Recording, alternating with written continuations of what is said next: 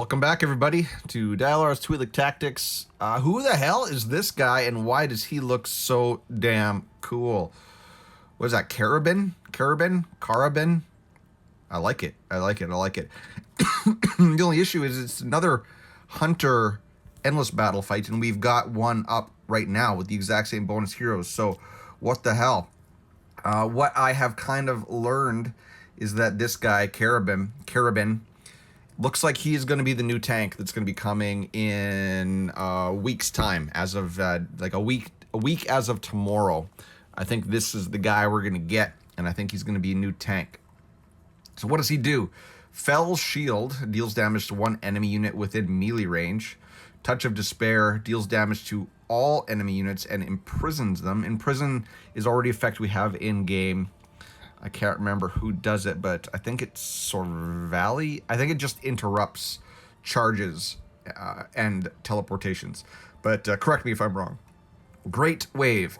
So Carabyne dispels invincibility effects and a portion of shield effects from enemies in a rectangular area in front of him, then deals multiple instances of damage. Each instance of damage has a chance to knock down affected targets. Inflicted damage resolves immediately and cannot be delayed, aka Prism Amulet with Vanguards. Mirage Carapace. Carabyne permanently gains Guardian State and crit resistance. So this guy is most definitely a tank. He's got knockdown in his kit, and he's got Guardian State. Now, yes, I'm going to call it right now. I could be wrong, but this looks like this is going to be the new character that we're going to get a week from Thursday. If I had to say what kind of a unit he is, given that he's got like tentacles and stuff, he could go either way. He could, since he kind of has that Atlas feel, like he's got the huge gauntlets. That is definitely an Atlas characteristic. But and yeah, he's Atlas. What am I thinking? I was going to say he was Windfear because of the tentacles and stuff, but he definitely looks like an Atlas tank. So that said, well, let's get into the actual fight. So you want to use Hunters here. Now, if you don't have a good Mari and if you don't have a good Artemis, you can use your Assassins. Red Sonya has a video out showing how he can do 40 million with his Assassins, which, well, I can't get that. But what you want to do if you are going to run Assassins, you want to do Hagridon, use the best one you can. You want to run Eye of Annihilation. If you don't have Eye, then you're probably going to run Chaos Chip, and then your best middle slot prototype, and then you're obviously going to want to have to run Revitalization Crystal because you're running Purin. Now, if you don't have Asuka, I don't know, put in your next best assassin, use Moto if you want, or maybe use one of the characters that gives you bonus points. Hopefully one of either Mari or Artemis, because they give the most points. So let's just show you guys what I'm doing with my assassins. I do have Korra, but I don't really want to run Korra in this team because she'll steal the buff from Purin. She'll be the highest attack unit in the team, and as such, I want my Dom to be getting the energy boost as much as possible, not Korra. So this is you can do this with assassins. Like I said, you're not going to get on the leaderboard at all. You're not going to get the highest points possible, but you can get a respectable points, and most of you should have decently built assassins at this point in the game. Right? Everyone should have a good Dom. So, yeah, I'm just running them all on auto. They're just going to do what they're going to do. Of course, now the boss is down at our end of the field, which is, a good reason why you want to run Hagridon, because even now, he's kind of like in the middle, and you see all the assassins on my side of the field. If you were running Gabal, you wouldn't be getting the benefit of the Gabal damage increase on the enemy side. Right now, we're all kind of in the middle and on my side. So Hagridon is the way you want to go. He's kind of becoming the best commander for assassins in PvE fights. Not all of them, but definitely some of them. Definitely most of them, actually. You're running Hagridon versus someone else. So you kind of want to build a Hagridon for Assassin and for Vanguard, if I'm telling you, if I'm being honest. So Dom, you see, look at the damage meter. Dom's putting out the numbers. Asuka, next up. Keep in mind my Asuka is Hyper-Evolved 120x30. So is my Dom. So is my Sammy. So is my Fiona. Purin's the only one not Hyper-Evolved on this team. Not that it matters.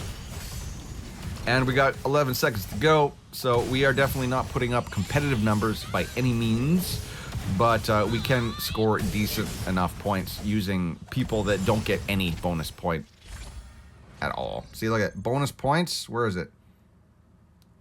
Done. None. Okay, so that's, you can run that team, or I am going to show you guys my hunter team. So how do we want to do this now? We want to get rid of Arcadia. Make sure everyone's in their right gear sets. And then we want to bring in Purin, because if you look, here's what the monsters are getting. They're getting 51 million. There's also a Gnar and T-Fork.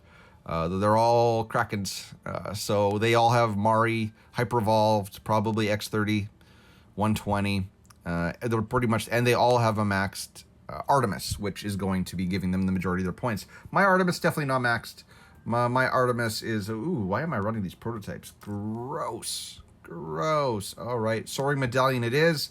If you have the crossbow, use the crossbow. If you don't have the crossbow, then don't use, then, you know, obviously use Soaring Medallion. And we want to make sure we have Revitalization Crystal again, because we are running Purin. Now, since my benefits are in the back, I'm going to put Rebecca in the back, and I'm going to put Purin in the middle here with, I'm going to actually put Artemis in the back, because my Artemis can get more damage than my Ryzeris at this point. And here we go. That should be it. Yep, that should be it. Just use your highest middle slot prototype. It doesn't matter. There isn't a prototype that's going to get you more points. I like Bloodthirsty Crest because it is the most cool looking, in my opinion. And let's roll it. And I'm doing it all on auto. Now, there is a caveat to this guy's kit where you want a hero in melee range, but I haven't really felt its effect. It's not really necessary. Like the other Hunter boss that's currently up in Endless Battles where you need to have someone in melee range, otherwise it kills your team. Not this one. This one just, you know, place them where you would to get the best, to maximize your commander stats the best. Like that's why I got my Rebecca in the back. And my Artemis in the back. You see my Artemis is Mythic 0, so she is X10. Obviously, if you don't have Artemis, then run Taylor in this comp, right? Good old Taylor, good old reliable Taylor. So again, if you don't have Artemis, run Taylor. But I do have her, so I just want to show you guys the difference in points that I can get running a lower level Artemis team versus that Assassin team. So the guy, the boss's unit, he definitely looks cool. I'll give them that. He's definitely cool looking, and I can't wait to have him. My problem is who do I replace on my tank team? I don't want to replace Wamagon. Tereshi can't really replace. You can't replace Panda. I just got my Ray up to Immortal 0 X30 120. I kind of want to use Ray. So who do I remove? It's either Tachi or Wami, and I really don't want to remove my Wamagon, so... decisions next week when this guy comes to the game. Carabyne. All right, so we already have beaten the score that my assassins got. I think they were, I could only get about 36, 37 million with my assassins, and now we still got 50 seconds left. So we're definitely scoring into the 40s of millions, which is probably going to be because these are all of the bonus point heroes as well. So this is definitely going to be the team you want to run. I think I'm going to get my best score. Yeah, 43.5 million. So is that my best score? That's my best score. Ta-da, there we go. So, ladies and gentlemen, those are two possible teams that you can run for the Carabyne Endless Battle boss fight. If you don't have Artemis, which most of you won't, then we're going to pull in Hunters and we are going to run Taylor, right? We're going to run Taylor. Good old Taylor. Good old reliable, trusted Taylor. And then use Mari at whatever evolution you have her at.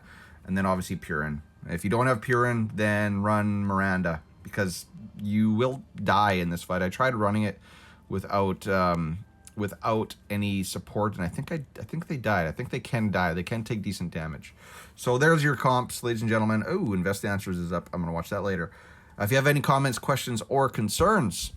put them down in the comment section below. And until next time, ladies and gentlemen, I'll see you in the next one. Cheers, peace, bye-bye.